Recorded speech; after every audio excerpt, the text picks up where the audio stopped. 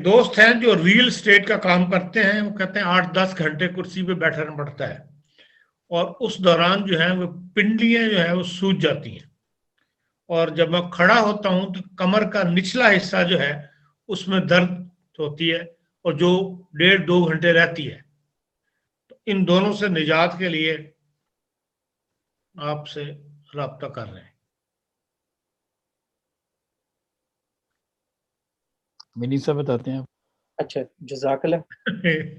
सही है। ये है कि ज़्यादातर बैठने से गुर्दों पर असर पड़ता है उनके, और गुर्दे जो हैं दब जाते हैं। तो एक तो उनको बेवरेज वुल्गारिस लेनी चाहिए, और दूसरे नंबर पर उनके गुर्दे क्यों ख़राब हो रहे हैं, उनके गुर्दे जो ज़्यादातर बैठने से होते हैं वो उनके गुर्दे सिरके वाली चीज़ें खाने से, जैसे अचार है और नींबू है, ओलिव्स हैं, इनकी वजह से अक्सर गुर्दों की जो नेफ्रॉन्स हैं फट जाते हैं, तो पैर सूज जाते हैं।